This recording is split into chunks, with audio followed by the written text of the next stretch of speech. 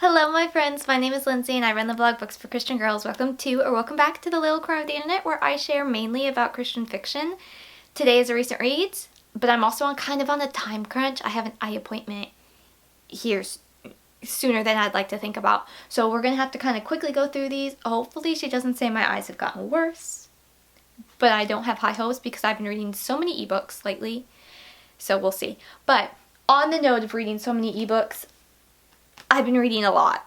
I have 21 books to talk about. I actually read 21 books in March, but in my last recent reads, I have already talked about half of them. So I have to talk about all of these and then those I've talked so far in April. I know it's a common thing to do it monthly, like a monthly wrap up, and I love that idea. It just never works for me. I used to do really well with it, but now it's just gotten to a place where it's not, I don't do well with it for some reason. And just like, I lost my train of thought. Never mind, we're going to ignore that. So let's just go ahead and get on with the books. That train of thought might come back. It might not.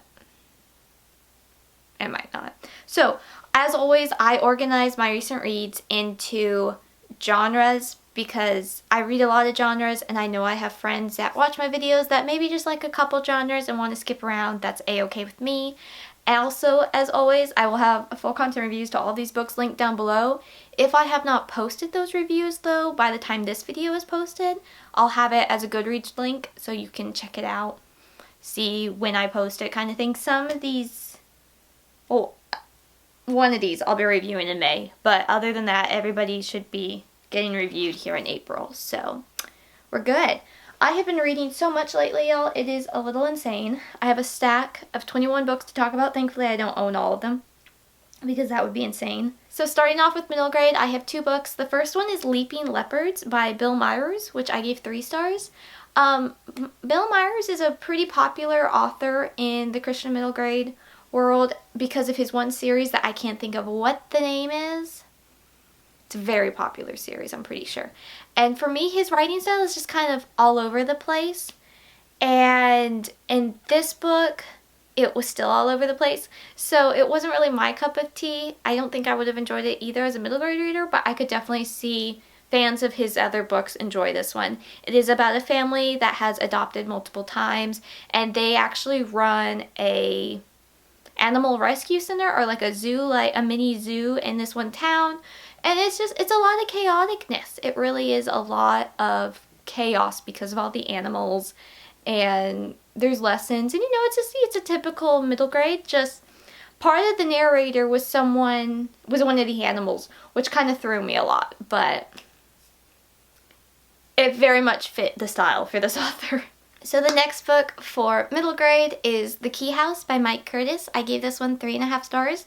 I would think this probably would interest middle grade boys more than middle grade girls, but it was still an entertaining read. It is all about these two brothers who have found a hidden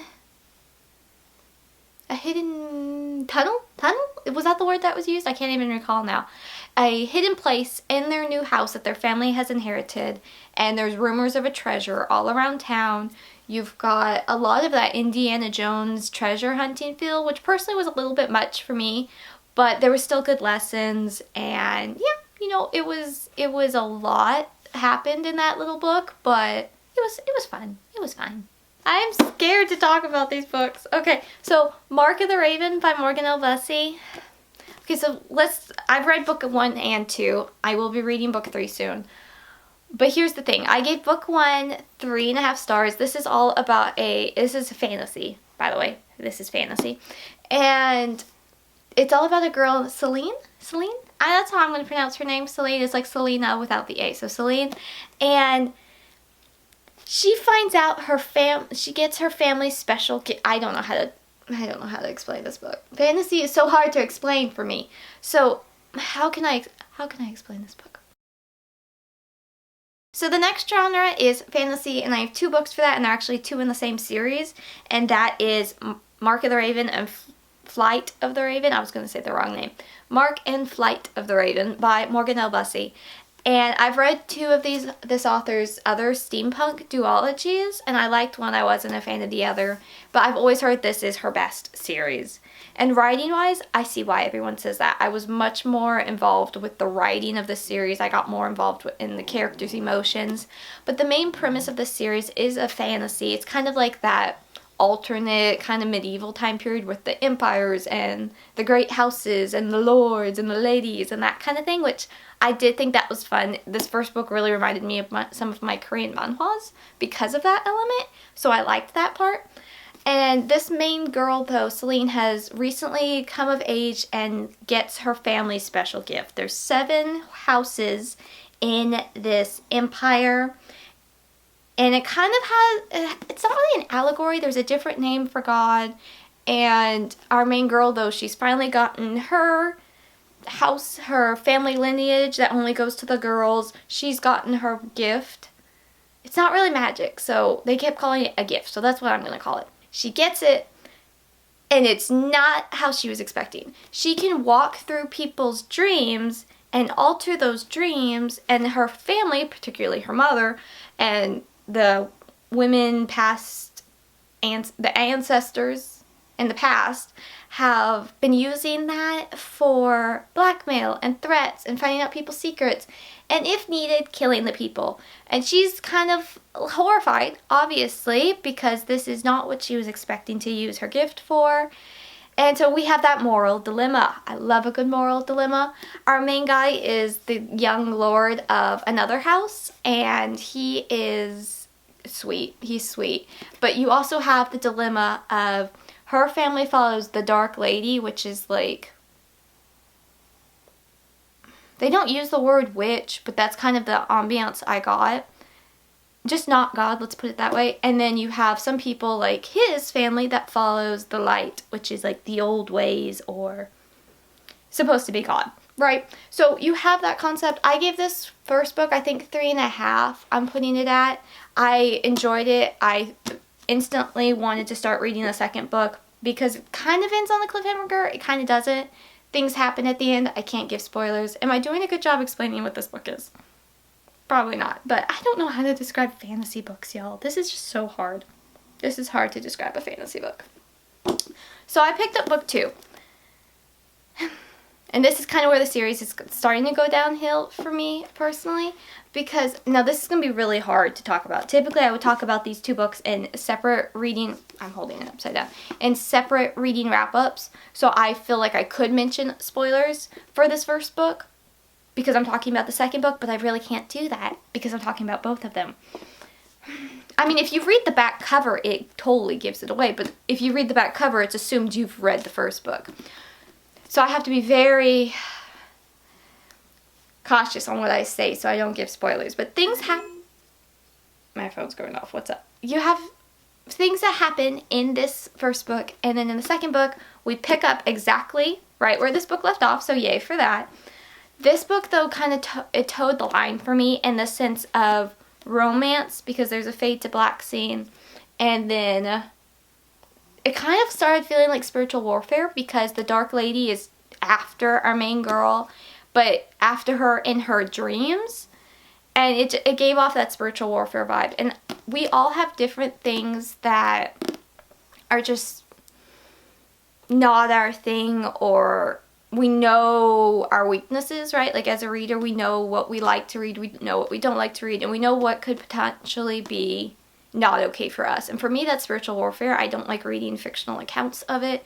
That's just kind of a no for me. My brain's active imagination enough in that way, and also with the fact that there was a fade to black scene. So I gave this book 2 stars currently, but I feel like that's very generous for having a fade to black scene because I'm very strict on those. Y'all know that. I don't like that. I don't need to know they are kissing leading up to the bedroom. I don't need to know that. Firm believer of that. I'm aware it's an unpopular opinion, but I'm hoping it's not that much of an unpopular opinion with those who watch my videos, because if you watch my videos, you most likely care about content. So there's that. Because of that element, and because there is quite a bit of tension between the main couple, particularly more in this book. This first book was good, honestly. I feel like had like things, it's not over, there's still like lingering things, but this could have been a solo book in my mind. But it's really not, because things aren't being defeated and that kind of thing. So it's not. But I wish it was. I wish it was. Because I did like this first book. And I was very like, wow, this is intriguing. Book 2 really dropped it, though, for me, because it completely went up to the line of what I'm comfortable with content romantic-wise, and for the spiritual warfare kind of side. I don't know. I got a spiritual warfare vibe, but I don't know if anyone else gets that. If you've read the series and you thought that, please let me know. That's just not a thing I like reading about. It's just not, for some reason. And so there's just a lot of tension between the two of them, sexual tension, in this second book. So I would honestly classify this series as more NA than YA. Let's put it this way. If you've read the River of Time series by Lisa T. Berggren, you'll probably be absolutely fine with the content in this book so far. I haven't read book 3. I will be reading book 3 because I own it. I might as well just try. If it gets too much, I can DNF. You know, that's always an availability option kind of thing. But if you've read the River of Time series, the entire series, and you know how they get married and there's intimacy, fade to black, waking up the next day, that kind of thing, you probably would be fine with this series. I'm personally not a fan of that series. Very unpopular opinion, I'm aware. But it's because of that content and because of all the noticing and the attraction and the tension. I'm just not a fan of that series, personally. Great plot concept, but the details of the romance and all that was just not it for me. And so this book kind of reminded me of that, but just not as strong. Not as strong as the River of Time series that I recall. It's been years since I've read those, but they made an impact on my poor brain. My young brain then. My not so young brain now, unfortunately. But yeah, so if you've read that series, you'd probably be fine with the series if you like fantasy. But for me personally, it was too much. Alright, so there is that. Please don't come for me in the comments. I'm disappointed I didn't like that series. Well, I liked the first book. Wasn't a fan of the second book. Please don't come for me. I'm already sad about it as it is. I am. I really wanted to like that one because I've always heard this is her best series. And I liked the Secrets in the Mist. I liked that one pretty well. I wasn't a fan of Tainted or Awaken, the other duology. So I had high hopes for this one. And her writing is good in this one. I really like her writing. It's very fleshed out, very... Like, I was able to follow along with the fantasy elements, which... That's a feat in itself, because we all know I'm not a big fantasy person. But you're going to question the whole, is she really not a big fantasy person, at the end of this video when I talk about more fantasy books. But I have a very sleepy beagle right by me who's just so tired. But we're moving on into contemporary. Happy contemporary. And first book is From This Moment. Y'all, I have knocked off so many books off my physical TBR. I'm really proud of myself. So far this year, I think I've done 14. Now, mind you, a couple of those were DNFs, but that counts. I've read 14 books so far off of my physical TBR. Or I've removed 14 after attempting to read them or reading them and deciding. And I'm really proud of that. This is one I have read, though, that I will be keeping. I really enjoyed it. It is From This Moment by Kimberly Sawyer.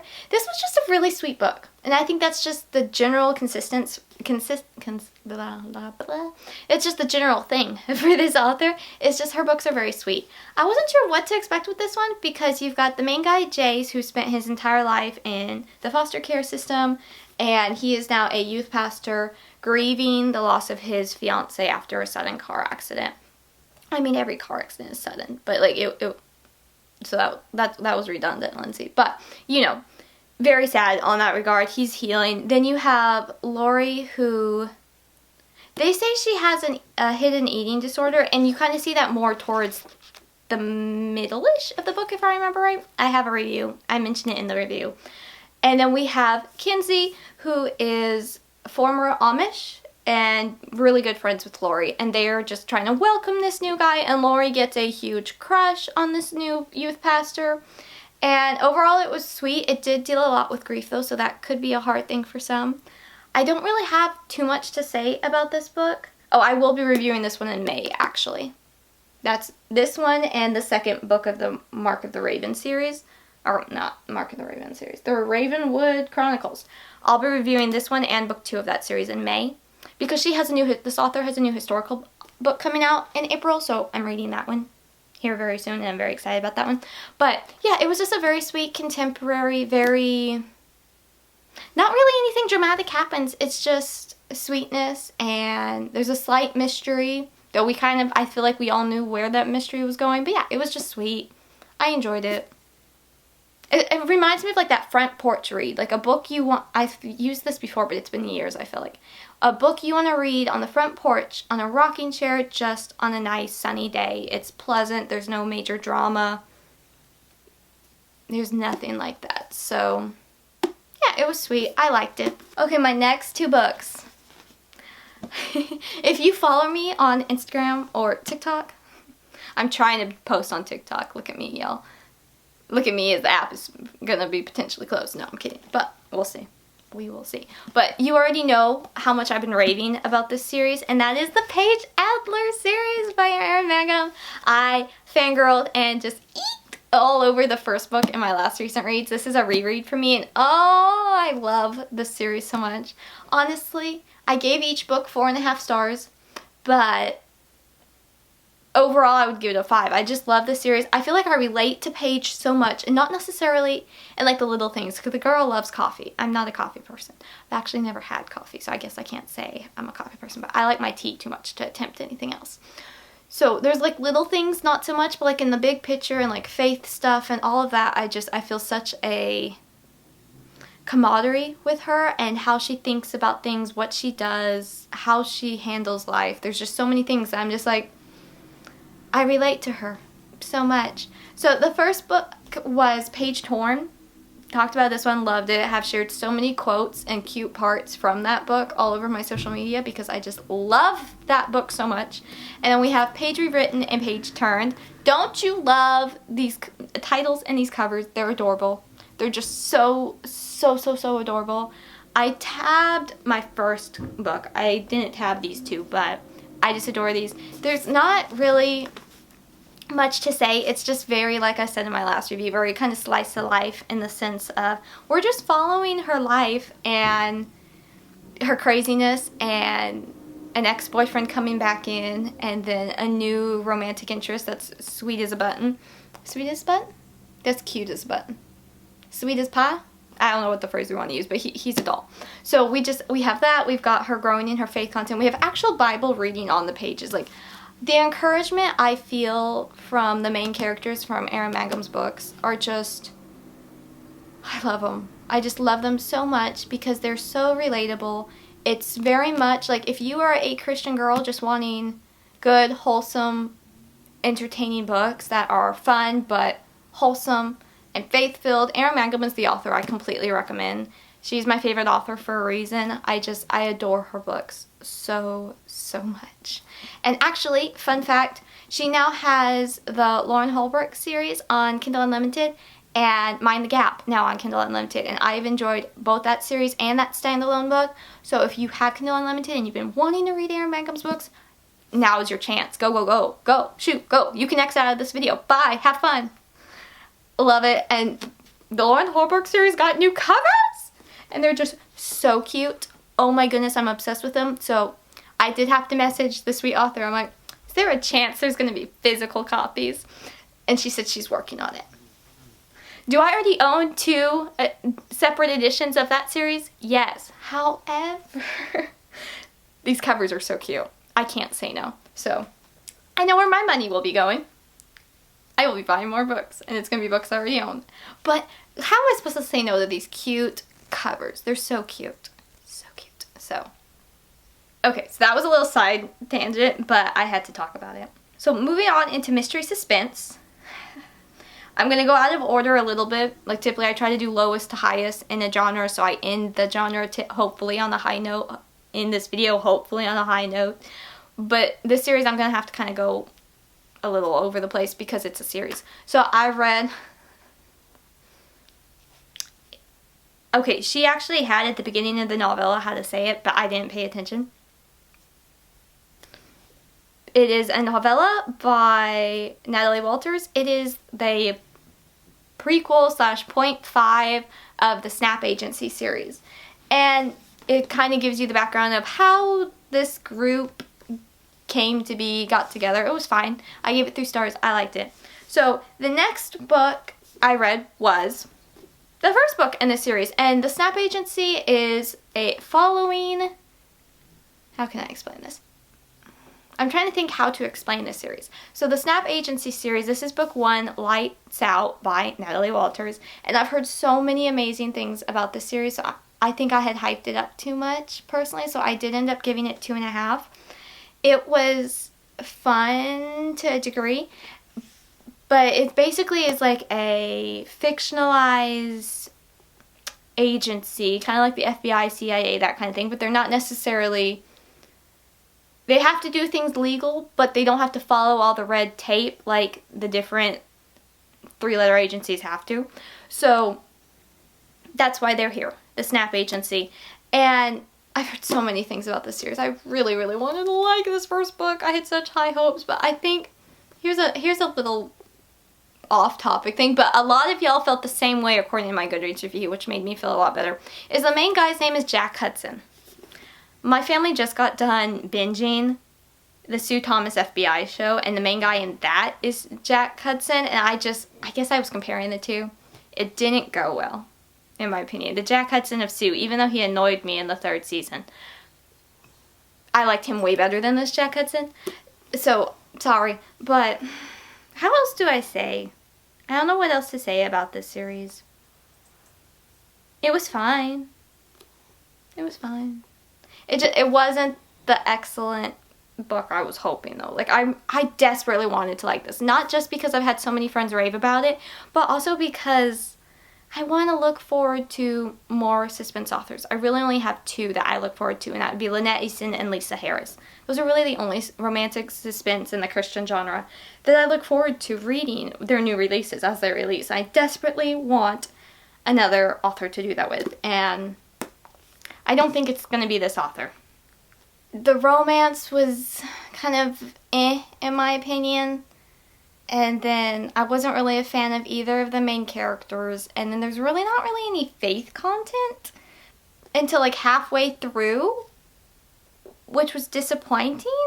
And then there was just one part with the faith content, I mentioned it in my review, that kind of rubbed me the wrong way with how the main girl was in a dangerous situation and she was praying for God to, how was it worded?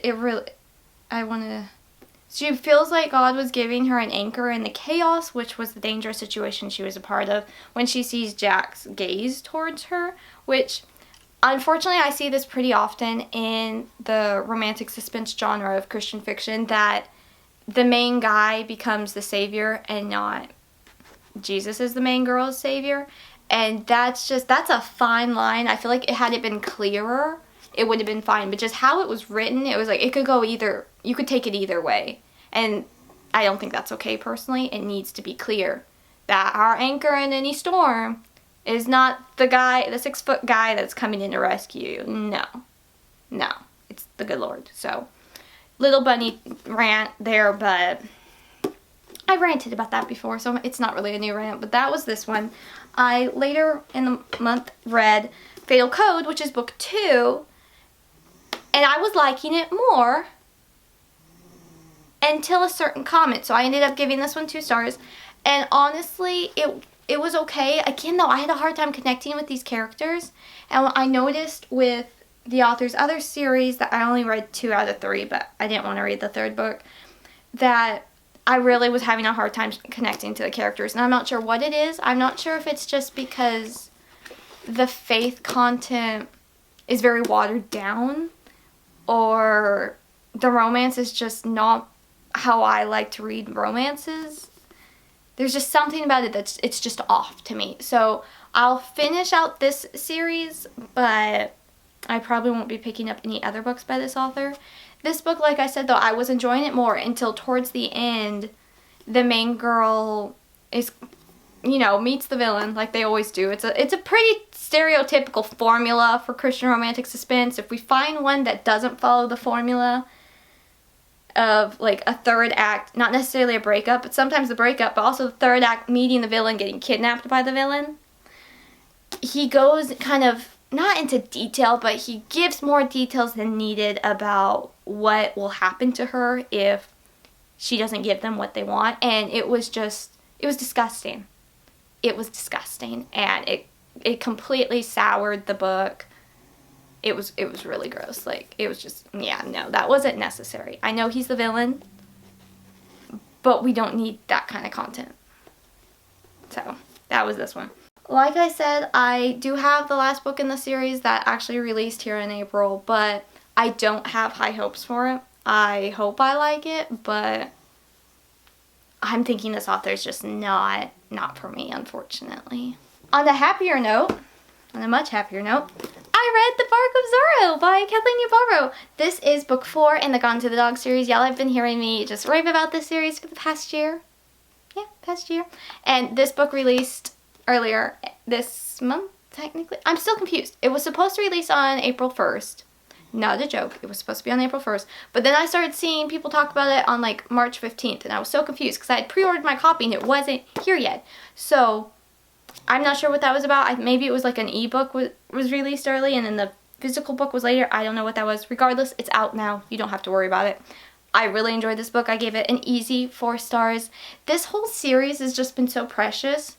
And I do think it's partially because it's set in Texas, in a town I love. And just, you have that Texas feel. And in this book, the bluebonnets are coming in, so I had to post about bluebonnets on my Instagram because I was just like, yes. Texas pride right there. Anywho, you're not here for me to fangirl about my state, so let me talk about this book. This is book 4 in the Gone to the Dog series. I've raved about all the other books. I've enjoyed all of them. This was just so cute. The main girl, Cassidy, is so full of nonsense, and the main guy is so no nonsense, which could be its own trope. I guess you could call that the Sunshine Grumpy trope. Grumpy Sunshine. Which one is it? Which one's first? I think it's Sunshine Grumpy. Sunshine Grumpy? I don't know. But it was really cute. They were cute together. They had to work through a few things because, you know, they had such a difference in viewpoints and everything, but it was cute. So basically the mystery of this one, though, is that somebody is painting dogs in the town. And Cassidy, who is the receptionist? Yes, receptionist. Why did that take me so long to find? The receptionist of this Lone Star Vet clinic, and it was just really cute to see everybody again. And there's 2 more books in this series, and it's bittersweet. I'm so excited, but I'm also just like, I don't want this series to end because it's been so much fun. It's been so much fun. Just cozy, light mysteries, really cute, just cute giggle, feet kicking romances, just so cute. So I actually had to tab a few parts I really liked, but yeah, okay. The next genre is historical fiction, and that first one I have is like a little novella, and that is In Her Sights by Erynn Witemeyer. Erynn Witemeyer is just a fun author because, again, Texas-themed books, there's typically humor. Sometimes there's more romance than I care to read, and unfortunately that was the case with this one as well. So I ended up giving it a 3.5, but it follows this series is going to be by different authors, and it's following the legacy of this pink pistol that's supposed to, you know, find true love, and it was a cute concept. It was a very cute concept. They were very cute together. It's very much Erynn Witemeyer. It actually, though, I was so excited. I didn't realize it, but there is a young boy in Stealing the Preacher, and that young boy in that book is the main guy in this book. So I thought that was so much fun. And then the main girl is connected to the cast of A Tailor-Made Bride, which Stealing the Preacher is my favorite book by this author, and A Tailor-Made Bride I actually reread last year and still enjoyed. So it was just really fun to reread. Not kind of reread, but re-see. There's the word I'm looking for. Re-see those characters again. So yeah, it was cute. It does end with a fade to black scene, which is not my thing. I'm so tired of reading about those. But it is what it is, I suppose. It is what it is. So, yeah, anyway, it was really cute. I still did enjoy it. I might continue on with the rest of the series because I just think the legacy of a pink pistol being handed down and shared with girls that want to find love and romance, I just think that was such a cute concept. Okay, my next book I had a lot of thoughts on in my review, so I'm actually going to refresh my brain on those thoughts. But it was my first book by Amanda Cabot. Cabot. Cabot. Cabot? I'm so sorry. I'm not sure which way it is. If anyone knows, let me know. Actually, my mom would probably be able to figure it out, but I don't want to bother her. So, I give this one 3.5 stars. First thing I think we need to know is that I would give this a trigger warning for those sensitive to suicide and / or grief. I wasn't aware of how grief heavy this book was going to be. And I don't know, like, I know I'm reading a lot, but here's a question. I know I'm reading a lot lately. I read 21 books in March. I've already read 9 books for April, and it's just the beginning of April. I know my coping method. But I'm like, am I attracting all the books that talk about grief, or do more books talk about grief than I ever realized? Because, and I have to be honest, if I knew this book had to deal with grief, I probably wouldn't have read it right now, but I did gain things out of it and felt a unfortunate camaraderie with the main girl in this series, and I did tab a few parts because of that. And I almost DNF'd it because there's just one scene here at the beginning that has to do with the suicide, and that was kind of gut-wrenching to read about. But I continued to keep reading because I wanted to see happiness and hope restored into these characters' lives. You know, I wanted to see the light at the end of the tunnel of grief. And, wow, why does that make me want to cry? Okay, we're not going to cry. I am not wearing waterproof mascara. We're not crying. But I've never read any books by this author before, so I wasn't really sure what to expect. I have a couple of her books on my TBR, though, and I've heard most of them are just, like, light, kind of fluffy historical romances. I wouldn't consider this book that because we do have such a main topic of grief. The main girl was in an abusive marriage. He dies, not a spoiler, it's on the back cover, and she feels no remorse. So she goes back to her home, and a lot of things have changed. There's been just a lot of things happening. Meanwhile, you have a new teacher coming in who is a widowed man with his young son. So you have their grief element, you've got her grief element, and I'm not gonna lie, it did feel like a lot, but at the same time, it was nice to see that hope at the end of the story. I think, like, it was just, like, not only the trigger for suiciding the major grief, but also because she was in an abusive marriage, it was more verbally abusive and belittling, and we see some recallings of that and, like, how that's affected her now, and that just was hard to read. I'm not gonna lie, that was hard to read. I just wanted to give her a hug. It's like, you poor thing. That was just hard to read. And to even know, like, the fact that does happen in real life, that there are women that go through that toxic relationship, it's just, like, it gives it a certain kind of heaviness. So I really was reading for the happy ending, and it was easy to predict because of, like, things that were happening and hints that were dropped, but that didn't bother me so much because I just wanted to see justice and happiness into these characters. I feel like I'm doing a terrible job explaining this book.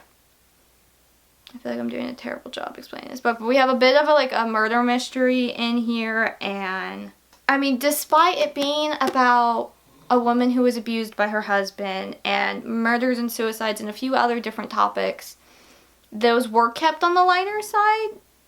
So it didn't bog down the book, but I think your head frame, is that the phrase? I just blanked out on what it is, but how you're feeling, what your condition is mentally, that sounded so much better in Korean in my head. That sounds so wrong in English. No, like how you're feeling, your head frame, your mind frame. I know exactly what I want to say in Korean. I cannot say it in English. But basically, I think your frame of mind, that's it. Frame of mind, it really depends on your frame of mind when you go into this book, I think, because I felt a little bogged down a little bit by the details of things, but overall, I know that was more of a me thing than the book. Did that make any sense? I don't know. Yeah, it was predictable, and I was really right on the dot with a lot of things. But it was fine. It was my first book by this author. And I gotta say, I think this cover is a perfect cover for it. I just think it's perfect. And number one, I have to say that we have blue bonnets back here on the sides. Love that. Love seeing my state flower. So it gives off that darkness, but again, after the shadows. Once I finished this book, I realized what a perfect title and cover this was. So major props to the team that did that. Major props. I enjoyed it. I'll be keeping it. 3.5 stars, but with those warnings. How am I doing on time? Ooh, okay, we're getting close on time. Okay, so I'm gonna have to start talking about these faster. So the next book in the historical genre is A Gem of Truth, which is book 2 in the Secrets of the Canyon series by Kimberly Woodhouse. I read the first book in the series, and my phone keeps going off. Stop it, people. And I read the first book in the series and talked about it in my last recent reads. It's just a very wholesome, light series. There's not really much dramaticness.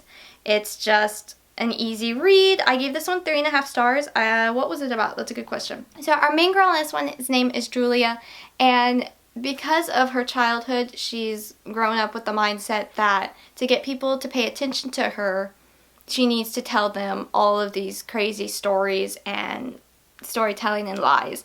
And I was curious how that would be portrayed in this book, but thankfully she gets talked to and that gets nipped in the bud. And she actually works as a Harvey girl for, you know, the Harvey girls. Yeah. I can't explain it. I don't know how to explain it. Now that I've put like a time limit on myself, I feel like my brain's just like glitching. And I feel like that's very apparent, so I apologize. But I do have full content reviews of all of these with way more thoughts. I've been trying to do better at sharing my thoughts on books at the end of my review, so there you go. But yeah, I did enjoy this book well enough. I think I liked the first book a bit more, but this was still a very sweet book. The main guy, Christopher, is a jewelry maker? Yes, master jewel. I hate that word. He makes a lot of jewelry and he's really good at it. Let's put it that way.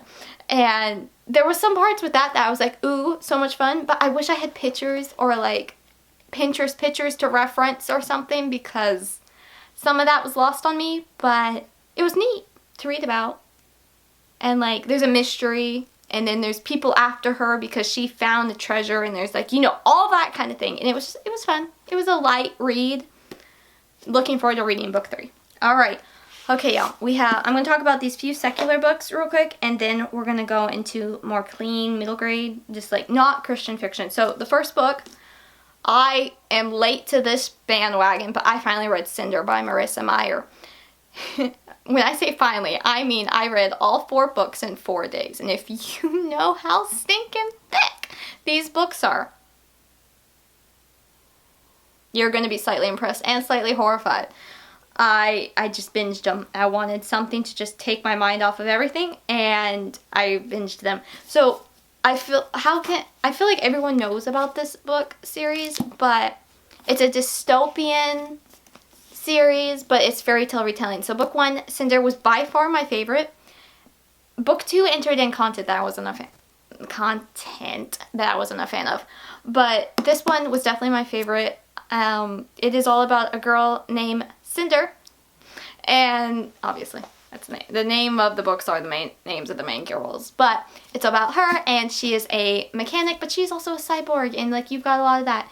Overall, entertaining, fun. I see why so many people love this series and just rave about it, because it's a fun series. It's very, I guess you could say, inventive for its time. Like this first book released in 2012, so when I say I am late to the train, I'm like 5 days late to this train at least, or 10 years, but that doesn't really work with my analogy. So I finally read it, and you know, I did like this first book. I thought it was fun. The cliffhanger at the end was mean.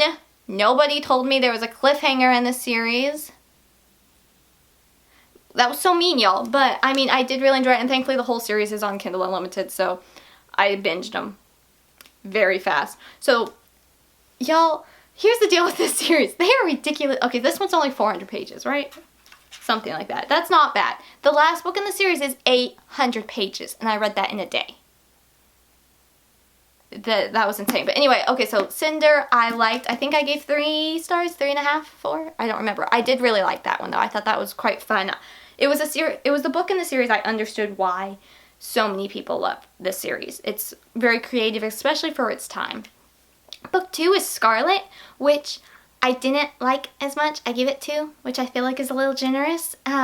When that book starts, you enter in with the Evil Queen's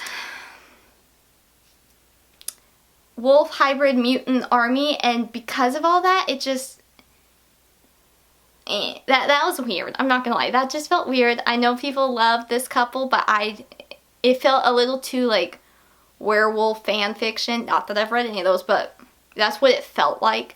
And yeah, I wasn't there for that. And because that continues on for the rest of the series just kind of got lower, in my opinion. So Cinder, I liked that one because it didn't have any of that.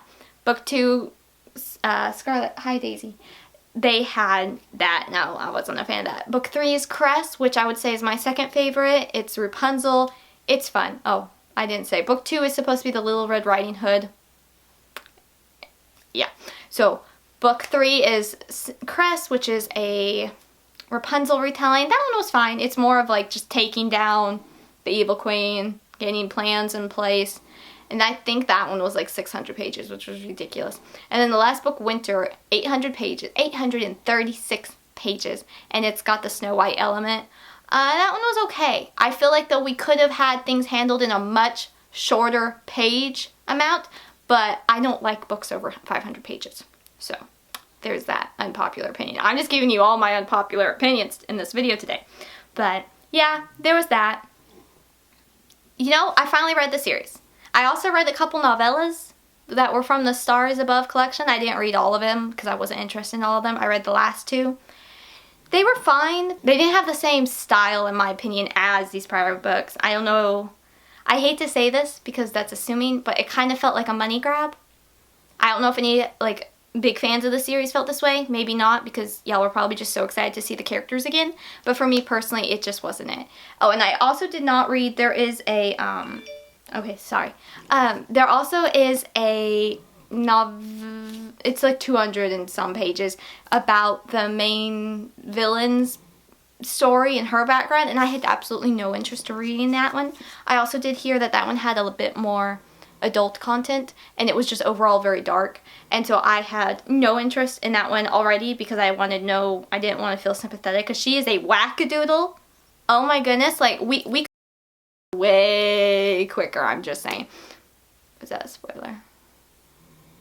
I think I just gave a spoiler. So let me just say, we could have taken care of her way faster than what I feel like they did. But I know the whole, like, gotta get to character development to be able to fight the battle. But still, I didn't like her. I didn't want any sympathy for her or her story.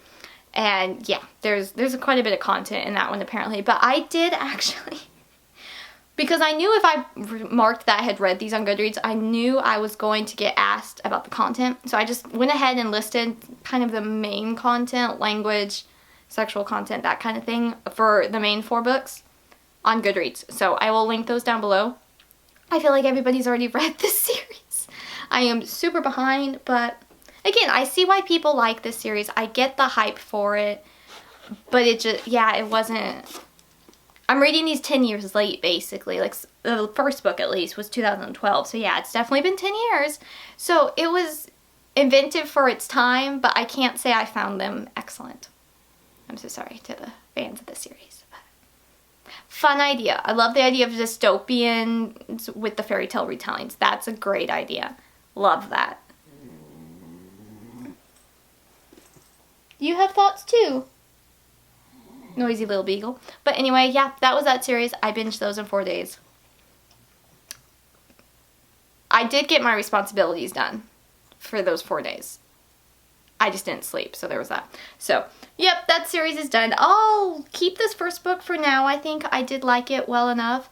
The rest of the series, though, I have no desire to own, really because of the mutant wolf stuff. That was weird. That was weird. But anyway, okay, moving on. I've got 3 books left. And I'm running close on time. Okay, so the first 2 I'm going to talk about are actually the Vanderbeeker books. So the first one I read, this is book 5 in the series, and it is the Vanderbeekers Make-A-Wish, cuteness, adorableness, very wholesome content. Just, it's cute. This series is just so precious, so cute. I gave it 4 stars. This series follows a family of 5 kids, and they live in New York, and it's fun. It's just so nice to see a wholesome family unit represented in secular middle grade. Like, they have parents, they're actively involved in their life, and it's great. It's great for that. So that was this one. I did really like this one. I'm not sure how I would rank this one for the series, but I did really enjoy it. It was really cute. I have owned that book, and I've been meaning to read it for a while. So I finally read that one, and then I picked up book 6. Yes, because book 7, the last book, is releasing in the fall. So I kind of wanted to be caught up and ready. And this is Vanderbeekers on the Road. This one was not as good as that one. I gave this one 3.5 stars, but that's mainly more because there's more mentions of like evolution, and I don't personally believe in evolution at all. So that was lost on me, but I was expecting that, in all honesty. But the Vanderbeeker kids go on a road trip coast to coast, and it was fun. Overall, it was fun. But yeah, I was kind of expecting the evolution notes, and it was there. But it's okay, I suppose. It's secular middle grade. I just need to be glad there wasn't other things in this book series, so let's just put it that way. I'm hoping this series stays cute. There was one thing that I feel like I'm overthinking, but I'm just on alert for certain content, especially in secular middle grade books. So I don't know if there was something else. I'm like, it could be taken either way, but I have all that mentioned in my review for like conservative families if you want to make sure it's okay. Book 7, the final book, is releasing, and I'm looking forward to it. Hopefully it stays good and clean and lovely, because the series has been really great so far. So I hope it stays that way. It makes me nervous, but hopefully. The last book I get to talk about. I am so excited. So this was the book that actually kicked off all my fantasy reading. Like, I read the Lunar Chronicles 4 books. I've read 2 of the Mark of the Raven. This was the book, though, that I read on Kindle Unlimited, and liked so much, I went out and bought. I didn't went out, I had to order it because it's an indie print book, but I went and ordered the book full price. I mean, that should mean something. So that is, oh, I forgot to look up how to pronounce the title. The legendary Inge by Kate Stradling. I'm struggling, but okay, y'all. Let's admire all my tabs. And I actually did like a little note. Okay, so siblings, banter, other things I love. Because this was so much fun. Honestly, I would give it like 4.75, but I went ahead and just marked it as a 5-star on Goodreads.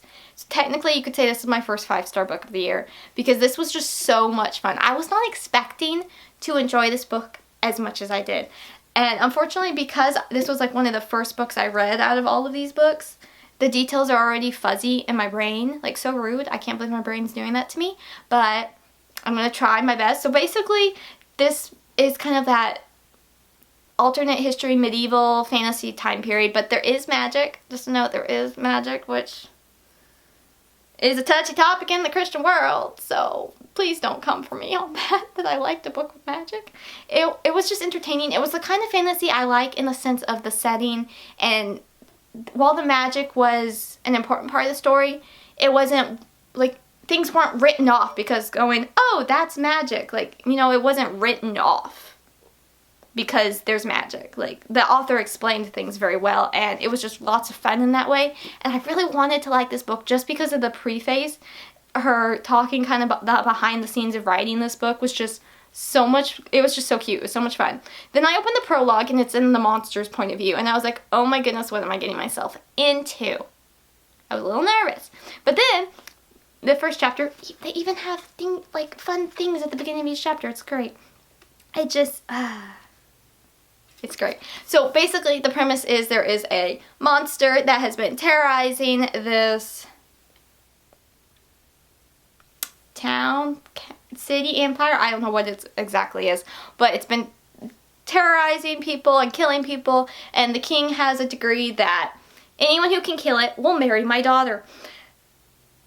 And won't you know it, our main girl, Ingrid, it's Ingrid, but oh gosh, I think it's Inge.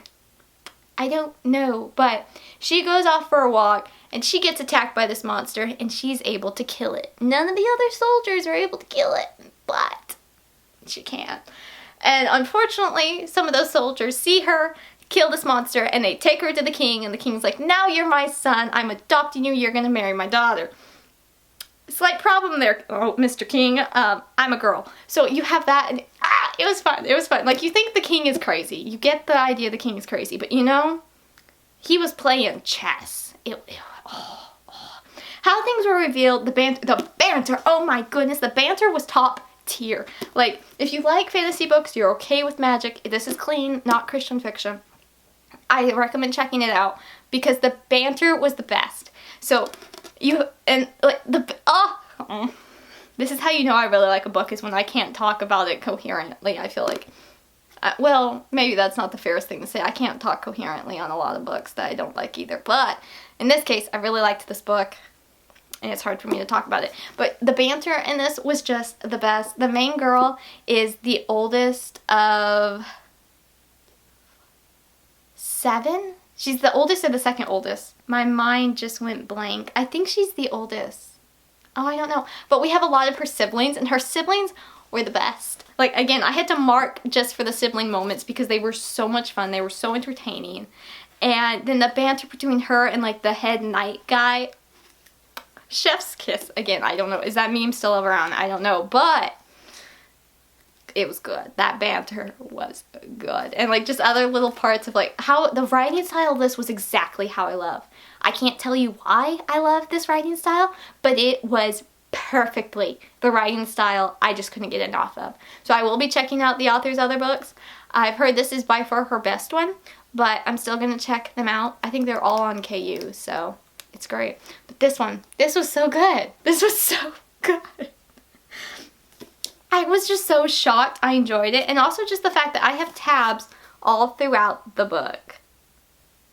All throughout. Like, it's not just at the beginning. It's not just in the middle. It's not just at the end. Like, thoroughly throughout the book. And that's a really good sign, I'd like to say. So, it was just so much fun. Again, the banter, excellent. The sibling content, excellent. Like, it was so realistic. It was just so much fun. The big family. The mischievousness of some of her siblings. Again, it does have magic. So I talked about all of this in my Goodreads review. I'm not posting it on BFCG because it's not Christian. I only review Christian books on there. But I did really enjoy that one. 4.75, bump up to 5 on Goodreads because I really enjoyed it. It was good. It was good. Like, a 4 does not give you, let me say, a 4 does not share my, like, how much I enjoyed this book and how much I was squealing and giggling and just thoroughly invested. Like, there's so much that happens. Like, I read it on my phone or the iPad or a Kindle. I don't know where I read it, but I read it as an ebook copy, and there were so many times my jaw just dropped because it was just great. And the writing style, again, the writing style is perfection.